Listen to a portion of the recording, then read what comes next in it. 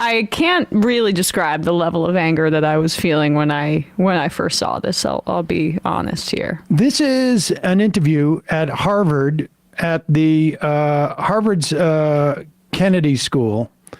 Jared Kushner, who, as you know, is Donald Trump's son-in-law, but also was a special advisor to the president, worked on for, I guess it was like 15 minutes at the beginning of the Trump's term, solving the Israel-Palestine crisis. That's where it started out. Then it just moved on to him making a deal with the Saudis to finance his buildings and debt, and then also to deliver to the Saudis a framework for a mutual recognition with Israel, which ultimately sidelined any of the Palestinian interests. And many scholars and experts believe that was at least a significant part of the motivation for Hamas's attack on October 7th. Didn't even gesture at the Palestinians, just pretended they didn't exist. Just pretended they didn't exist, and hoping that they would eventually just go away. Here in this interview from February 15th, from a video that was posted to YouTube by the Middle East Initiative at Harvard, here he is expressing a similar sentiment about them just going away. Syria, when there's refugees, Turkey took them, Europe took them, Jordan took them. For whatever reason, here in Gaza, there's refugees from the fighting, from an offensive attack that was staged from Gaza. Israel's going in to do, a long-term deterrence mission. And it's just, it's unfortunate that nobody's taking the refugees. But also there are real fears on the part of Arabs, and I'm sure you talk to a lot of them, who think once Gazans leave Gaza, Netanyahu's never going to let them back in. Maybe, but I'm not sure there's much left of Gaza at this point. So, if you think about even the construct, Gaza was not really a historical precedent, right? It was the result of a war. Right, you had tribes that were in different places, but then Gaza became a thing. Egypt, used to run it, and then, over time, you had different governments that came in different ways. All right, I'm sorry, pause it for a sec, because we just have to unpack some of this. So when he said there's no historical precedent, that's fairly incoherent. But what he means there is that we could transfer them to another place. Like Gaza, it just kind of was created by the Israeli government as an open-air prison to house these people as their land was stolen. Like, they could go somewhere else. And he'll get into that in a second. But how cavalierly he says, I'm not sure there's much left of Gaza at this point. Yeah, that's the problem. That's the genocide that's unfolding. Right. And just also to make something clear that, first off, the existence of Gaza and people living there ancient precedes the existence of the nation of Israel. We should just say. You know who also precedes the nation of Israel? Joe Biden, older than the state of Israel. Okay. Gaza is mentioned in Samson takes place in Gaza. the story of Samson. What are we talking about? It's a recent invention or whatever he said. But again, what kind of precedent do you need to justify the fact that people live there and then have been now living there for 70 years because that was where they went when they became refugees because of their being pushed out of the other parts of Palestine, which ultimately became Israel. Psychopath. But go back a little bit, and so we can bask in this. Right, you had tribes that were in different places, but then Gaza became a thing. Egypt, used to run it, and then, over time, you had different governments that came in different ways. So you have another war. Usually when wars happen, borders are changed historically over time. And so my sense is I would say, how do we deal with the terror threat that is there so that it cannot be a threat to Israel or to Egypt, right? I think that both sides are spending a fortune on military. I think neither side really wants to have, a terrorist organization enclaved right between them. Gaza's waterfront property. It could be very valuable to, if people would focus on kind of building up, livelihoods. You think about all the money that's gone into this tunnel network. You notice, he at least had the tiny modicum of self-awareness when he said it could be valuable to, and then Yeah. shifted when he realized, like, ooh, wait a second. I don't want to give up my business plan. This is the quiet part out loud. That this is this what is whole widely thing- understood, but not supposed to be said out loud, Jared. And he realized, like, oh, wait a second, I just revealed my PowerPoint. Go back a little bit so that we can hear that again. I mean, this is, none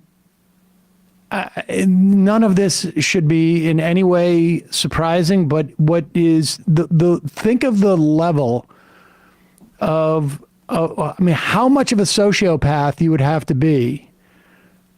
I can understand people conceiving of this. Like, I can understand people robbing a bank.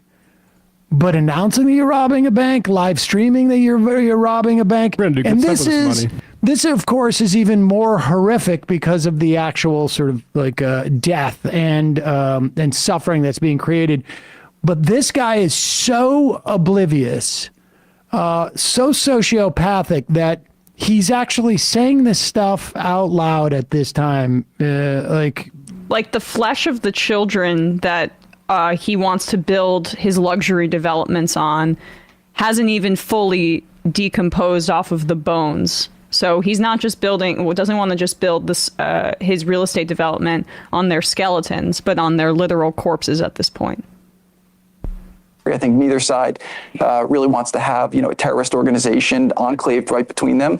And Gaza's waterfront property, it could be very valuable to, if people would focus on kind of building up, livelihoods. You think about all the money that's gone into this tunnel network and into all the munitions. If that would have gone into education or innovation, what could have been done? And so I think that it's a little bit of an unfortunate situation there. But I think from Israel's perspective, I would do my best to move the people out and then clean it up. But I don't think that Israel has stated that they don't want the people to move back there afterwards. You saw Tom Friedman's column on Tuesday about where he put forward a plan to get out of this. Biden should recognize the Palestinian Authority unilaterally as a state, and MBS should go to Jerusalem like Egyptian President Anwar Sadat did in 1977, and he should say, "I'll normalize with Israel. I'll recognize West Jerusalem as your capital, and I'll even pay to rebuild Gaza if you recognize a Palestinian state with East Jerusalem as its capital." What do you think? Good idea? No, I don't think that's a good idea. I think that there's certain elements of it that are correct. I think proactively recognizing a Palestinian state would essentially be rewarding an act of terror that was perpetrated into Israel. So it's a super bad idea in that regard. Yeah, that is, so when he says when wars happen, borders change, right? Just borders change, aka just saying, well, Israel's going to take more territory. Don't worry about it. I also found the fact that he said, oh, they'll just clean it up. Like a cleanse? Like an ethnic cleanse? Something to that effect before moving them into the desert when he's speaking about that there. It just really is this slumlord psychopath who was responsible for his units basically being so dilapidated that it caused immense problems, and he had to pay a judgment in Baltimore. He's a real estate heir. His father went to jail for some of his own malpractices, but he grew up incredibly wealthy within the real estate business, so much so that Benjamin Netanyahu stayed in his childhood home when he was growing up. So he understands and has been a part of the Zionist project for quite a while and connects it